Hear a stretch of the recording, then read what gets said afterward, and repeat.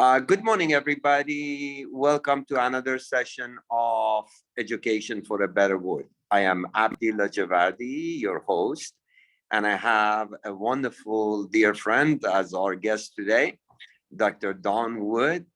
He's a world-known, famous brain surgeon and neuroscientist with a lot of interesting things to share with you. Dr. Wood, welcome to our podcast. Well, thank you very much. I appreciate the invitation. I'd love to share with the people that you're talking to. I'd love to be able to share some, maybe some new insights for them. We appreciate that. I know the audience will be, very surprisingly happy with what they're going to find out on how to deal with challenges of the, daily life. Yep. So, Dr. Wood, maybe you could start with telling us about you. How did your journey get you to this point, if you don't mind? Sure, absolutely. It's a very interesting journey. What I'm doing now is not definitely what I started out. I was always more of a serial entrepreneur. I grew up in a loving, beautiful home with no trauma. I just assumed everybody lived in my world. I mean, I had parents that never yelled, never raised their voice. So my nervous system stayed regulated most of the time. I could get bumped by, a friend, a teacher, something like that, but I'm still coming back into regulation. So I could expand, but still come back in and feel that sense of safety. That really created a very unique mindset for me growing up. So I met my wife when we were both 18 and fell in love with her. We got married very young at 19. And I then discovered the trauma that she had been living with throughout her childhood. She had the absolute opposite of the home that I grew up in. But she was a beautiful person, a great mom, great wife, but sort of living in fear all the time. And I thought, well, I get that she had the traumatic childhood, but I assumed that when she started living with me, that would all settle down, but it didn't. She was still living with that fear, and there was nothing I could seem to do to really keep it calmed down. She could respond very easily to a comment I made, a shrug of my shoulders, a roll of my eyes, right? Those were being interpreted through her system as threats, even though they weren't. So I tried to be very careful and understanding of trying not to activate her nervous system. And you'll notice I always talk about activation, not trigger. I don't like the word trigger when people say, oh, that triggers me. Trigger sounds negative and violent. I don't believe your nervous system is doing anything negative or violent. It's basically activating to protect you. So it's always sort of more in a protection mode than it is in a triggering kind of a mode. And so my daughter ended up with Crohn's when she was 14. They told us that there's no cure for Crohn's. She's just going to have to live and manage and cope with it. And she ended up with a second autoimmune disorder called idiopathic pulmonary hemosiderosis, which is again autoimmune, where her lungs would start to release the blood, the iron in the blood. And so that was where it totally changed my career, because up to that point, I'd always sort of been in financial services and businesses. And my wife said, you need to figure out what's going on here or we're going to lose our daughter. And so I know you do with a lot of educators. So I went back and got my PhD and to start researching, right? So I wanted to figure out what's going on. Why is she dealing with all of these issues? Why are a lot of people dealing with anxiety, panic attacks, post-traumatic stress? And all I would get was sort of the same kind of an answer, is that there was something wrong and they need to medicate them and teach them how to live with it and manage it and cope with it. And I said, because of my entrepreneurial background, why don't they fix it? Why can't we do something to stop that? Why do we have to live with it?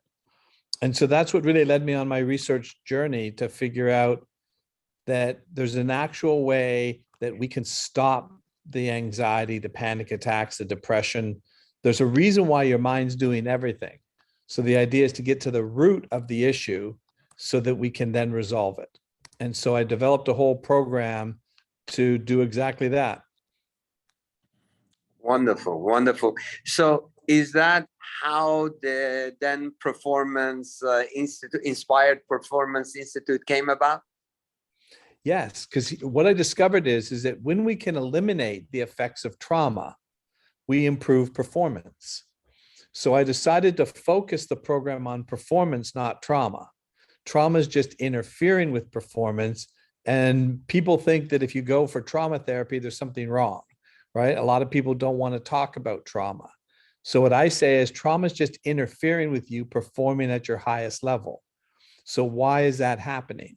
Once we can eliminate that, we can then have the person perform at a higher level. And especially dealing with, I know your audience and who you're talking to is I've seen people who have test anxiety, exam anxiety, and they know the material, but they can't, when they get into an exam, they freeze, right? Well, that's coming from some experiences in their life. And so we can get that cleared up so they can take those tests, take those exams in a much better frame of mind, which allows, if you look at it from an athlete standpoint, we talk about the flow state. When an athlete's in flow, everything's just working. The same thing is true for education. We want to get them into a flow state so that information just flows for them. And the key is to get what I teach them how to do is to perform in an alpha brainwave state. And alpha is a very relaxed and focused state. They believe Albert Einstein was in that state most of the time. That's why information just flowed for him. And so that's the key. So from an education standpoint, the program can help people perform at a higher level that way as well. Wonderful, wonderful.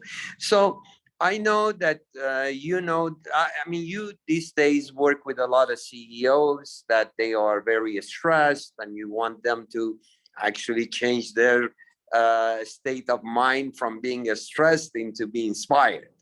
You work with some of our veterans, that they are dealing with PTSD. So what are some of the techniques that you put to place in order to assist those individuals? Well, a lot of times when you're dealing with, say we take a CEO, an executive, if they're performing at a very high level, people are assuming that they've got everything must be okay, right? They're driving nice cars, they got big houses, they're making lots of money, but they're also dealing with some of the things that may have come from when they were children. Some of those fears because of experiences as a child. Now, just because they're performing at a high level doesn't mean that they still don't have that active. So what we want to do is eliminate the effects of the old trauma, that stress coming into the current stress. So everybody has current stress. If you take a CEO who's running a big major corporation, he's going to have day-to-day stress. The problem for them is if they have the old stress added on top of that. So what I say, it's like carrying around a 150-pound backpack, right? And trying to run. Now you may be able to do it, and you may be pretty good at it, right? But wouldn't it be easier if you could drop the 150-pound backpack, and then when somebody hands you a 10-pound weight, which is the current stress, it doesn't feel very heavy, and you can deal with it more effectively. So that works for high performers, athletes, whoever I'm dealing with. Veterans who are dealing with post-traumatic stress are dealing with a whole bunch of experiences from war or from maybe even things that they dealt with in their childhood. That creates the post-traumatic stress. It's actually believe it or not, I call it a glitch. It's an error message. The mind is looking at old data from years ago, but responding to it in real time. Because your subconscious, your survival brain is operating in the present. It sees everything as happening now. So a current situation is happening now. But if you think about something that happened to you 10 years ago, to your survival brain, your subconscious mind, it's happening now. So if you add that old data in with the new data, you can see how it could affect performance. It's pulling a lot of energy because your mind has to deal with both. So if we can get that out of the way, now you have more power. And I love working with athletes because you can see it in an athlete very quickly. So I worked with a Special Forces Green Beret veteran who was running in the Spartan World Championships, which is a obstacle course, long distance running. I mean, just amazing stuff what these guys do. I worked with him on a Friday through our program. I took him through our 4-hour program. On Friday, he runs in the World Championships on Sunday and wins. Now, he wasn't expected to win, not that he wasn't a great athlete, but there were 3 guys that were generally dominating most of the races, and everybody expected one of those 3 guys to win it, but he won it. And why? I didn't make him a faster runner. He was already that fast. Basically, what I did is allowed him more access to that power that was being drained by the old data, right? Just think about your computer. If you open up 20 programs on your computer, your computer slows down, right? So what I'm doing is helping them shut down a whole bunch of those programs that don't need to be running. That improves performance. Wonderful, wonderful. So the other thing that comes in, because I know you work, we were just talking before the podcast about some of your activities with other individuals around the world, so, and you are, helping out other individuals and collaborating with other scientists. Can you put some light on your international activities, and how do you see that helping the people around the world? So many people, it's fairly common, the same kinds of things that people are dealing with, maybe just different variations of it. But a lot of times when people come in and say, I have anxiety, they'll describe what they're dealing with anxiety. And so what I always look at is I say, anxiety is a symptom. It's not what you have. People identify with these symptoms as who they are. And I say, no, it's just a glitch, right? Your mind is calling for some sort of an action. What is it asking you to do? Anxiety is fear of the unknown, fear of the future. So a lot of what I do, which I think is powerful, is I educate them on why the mind is doing what it's doing. There's nothing wrong with their mind. There's nothing wrong with anybody's mind. If I'd experienced their life the way they experienced theirs, my mind would be doing something very similar. So I work with, like I said, people from all over the world. I was working with a gentleman yesterday from England who didn't have any really major trauma, but he grew up in East Germany when communism was just starting to fall. So he had not even recognized how much of the stress that his parents had been dealing with the fall of communism, right, was affecting his childhood, and the fears that he was developing mainly because of them. Not necessarily his own experiences, because a child's growing up in this world, the parents are your safety, right? They're your entire world.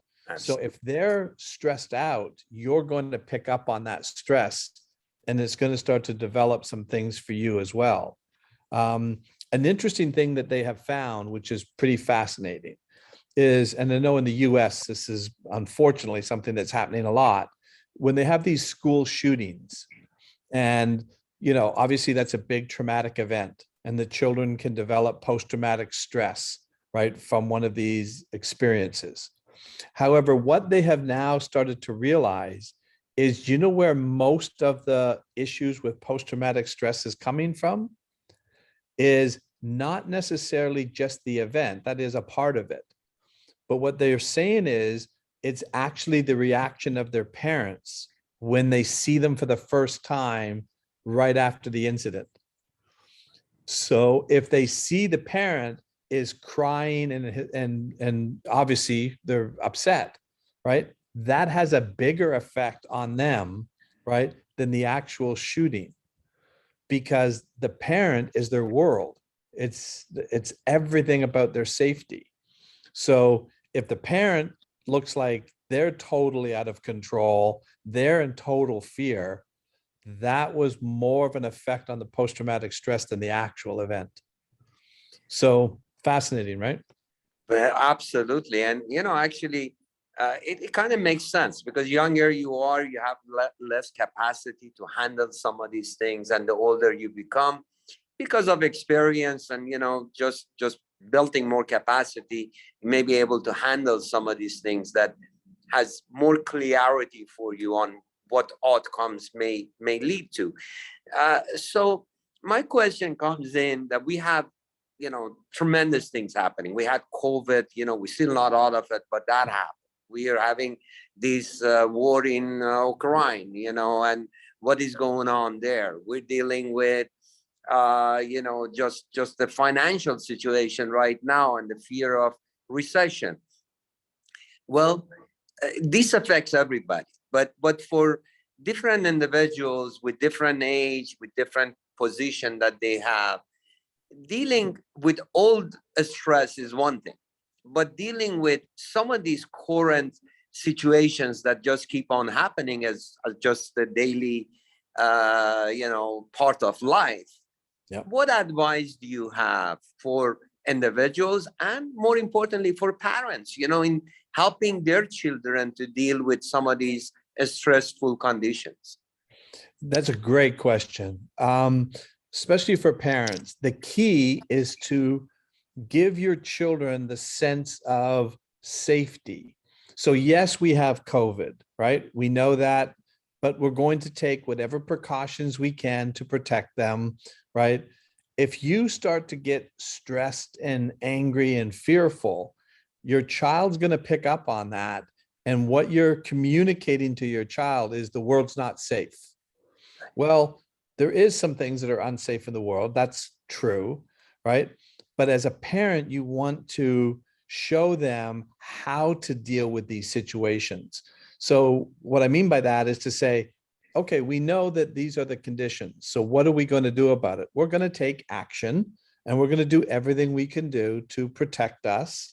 And I've got this. I've got control of it.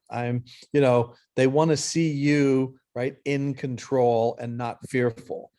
And I give a great example. This is a really good example. Do you remember the story about Sully Sullenberg, the pilot who landed the plane in the Hudson River? Right. Yes. The most remarkable part of that story was not him landing the plane in the river, right? Which you think, I didn't even know you could do that, but that's pretty incredible. But his experience taught him how to do that, right? Probably a lot of pilots couldn't have done that. But the most remarkable part of that entire story was how calm he stayed. And what they said is that when he got on the intercom and communicated with his crew and communicated with the passengers, he was speaking in a tone that showed total authority and total control. That kept everybody else calmer. So now his crew could do their job better. The passengers could help each other better, right? His only job was to land the plane, right? But by getting everybody else to do what they could do, right, he was able to do his job better. So what I always say to parents is, your job is to land the plane, right? Stay in control, land the plane, right? And your children will feel that sense of calm and resonate off of that. And that will be a big impact on their lives and how they develop. Thank you very much. That is wonderful and great advice for everybody, for us individually and for parents, on how to really create a safer and more calmer environment for their children. Dr. Wood, it's been a pleasure to have you as a guest.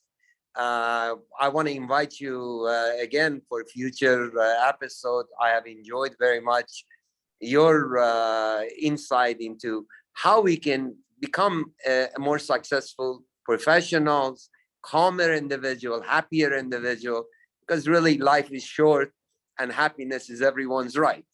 Absolutely. So thank you for contributing and helping. Any last word you want to share with our audience, please? Yeah, like I said, I get back to, especially as as educators, as parents, right?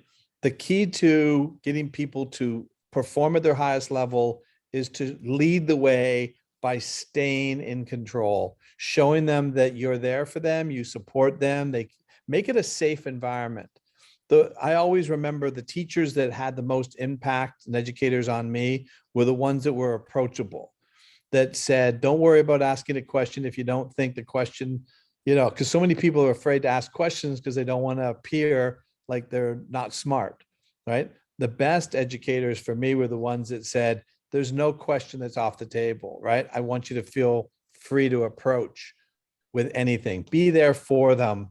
And wow, you'll get amazing results when you can keep their nervous system in regulation. Well, that brought me to a question that I forgot to ask you. So thank you for mentioning that, because I'm going to have one more question for you. Okay, when you're looking excellent. at all of these new technology and areas that are developing right around us, at a pace that it never has happened before, is there areas that you can share with our audience, both as students that are pursuing, studies in healthcare and medicine, as well as institutions that may be interested to hear about your insight of what they could be offering their students and individuals. So, well, our program on its own, the big thing is to get that old trauma, right? So it stops affecting the current stuff. So we have our program, it's called TIP, the Inspired Performance Program. It basically resets the mind. That's basically the way we talk about it. We take that old memory and reset it. We're also working on, I have a patent on a device that will detect a panic or anxiety attack in advance. We can actually detect it up to an hour before. And so we're working on the device now that will alert you that your mind is already starting down the path of moving towards an anxious or an anxiety attack or panic attack. And we can alert you to it ahead of time. And one of the big things to do is control your breathing, control the way your mind is starting to race. We can shut all that down. So I believe neuroscience is the future, right, of mental health. And I believe we're coming up with all kinds of great innovations. So I'm looking forward to seeing what we can do in the future with helping people with all these things. Well, thank you so much for that insight, because I couldn't agree with you more. The happier we are, the better we can perform. And I think as human being, regardless of what we do and what areas of expertise, we have to learn how to be in charge of our own mind and energy and destiny, because when we are happier, we are doing our very best work. And thank you for you being a guest in our program, and really appreciate your insight, Dr. I Woods. just want one more really quick thing. Just like you said, if you're happy, right, everybody you love and care for are better. Yes. Because they will pick up on the fact that you're feeling happier, you're feeling safer. They're looking for that, right? So you become a big instrument in helping them. Absolutely. Thank you so much. Appreciate you welcome. very much. And thank you